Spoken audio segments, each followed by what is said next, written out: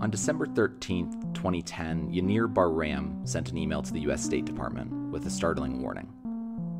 Over the last year, he and his team had been analyzing the relationship between food price volatility and social unrest. With food prices on the rise again, he had evidence to suggest that the world was in for another turbulent year in 2011. Specifically, 9 countries were at risk: Tunisia, Egypt, Libya, Yemen, Bahrain, Syria, Algeria, Iraq, and Jordan. 4 days later, on December 17th, a street vendor in Tunisia named Mohamed Bouazizi set himself on fire and sparked a series of revolutions across the Middle East. Bar-Ram had predicted it all. A couple years ago, a friend of mine told me about a phrase from ancient Rome that went panem et circenses. It translates roughly to bread and games, which is the idea that even a bad government can keep power so long as it gives its people food and entertainment. Now, the flip side of this suggests that when a government can't provide these things, its days are numbered. A great example of this in history is People's Spring, a series of revolutions in Europe that Arab Spring actually gets its name from. The story goes that in 1847 there was a series of famines and droughts across Europe, which led crop yields to be down about 20 to 50%, depending on the country. Now, for peasants and working class people who spent the majority of their money on food, this meant that they could no longer feed themselves. They went hungry. Nothing sets the stage for revolution like empty bellies in a country with huge grievances against the state already. In 1848, there was revolutions all across Europe, hundreds of them in Germany, France, Italy, and a number of other countries. One of the reasons the Arab Spring was named after People's Spring was the similarities. You had a number of countries, all of which were calling for more freedoms against oppressive governments.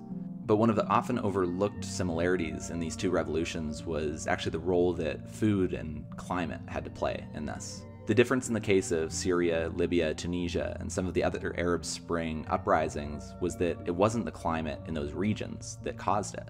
It was actually climate events half a world away. Today, 4 countries produce half of the world's wheat: India, Russia, China, and the United States. All of these countries have vast amounts of fertile land and huge populations to farm the land, so that gives them a competitive advantage. Countries in the Middle East, on the other hand, are really the opposite. They have no fertile land and very small populations in some cases. But what they do have is oil. So they usually trade oil for things like foodstuffs, grain, wheat, and rice. But while countries have become richer due to world trade, their economies have become much more dependent on one another. That results in a loss of control, which for dictators is never really a good thing. 2010 and 2011 was really a perfect storm aimed at some of the dictatorships in the Middle East. At the end of 2010, Russia and China both experienced 100-year droughts. Russia started having wildfires and ultimately actually stopped exporting wheat entirely. China, on the other hand, usually a net exporter of wheat, started actually importing wheat to feed its population. In other words, in 2010, there just wasn't that much wheat to go around.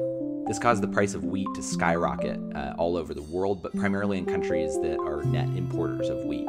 And of the world's major wheat importing countries per capita, 9 out of 10 are actually in the Middle East. Now, what makes this a perfect storm is the fact that in the Middle East, so much of people's income goes to food, so it had a huge impact. To give you a sense of perspective, in the United States and the UK, less than 10% of people's salaries go to food. Egyptians, on the other hand, spent about 40% of their income on food in 2010, and 1/3 of their calories actually came from bread. Looking at some of the other countries involved in Arab Spring, you'll see a similar story. Libya, Tunisia, and Yemen were all major wheat importers in 2010. When we think about revolutions throughout history, we tend to think about the leaders behind them. We think about Washington in America or Gandhi in India. And of course, the revolutionary is essential to the revolution, but so is the environment that they inhabit.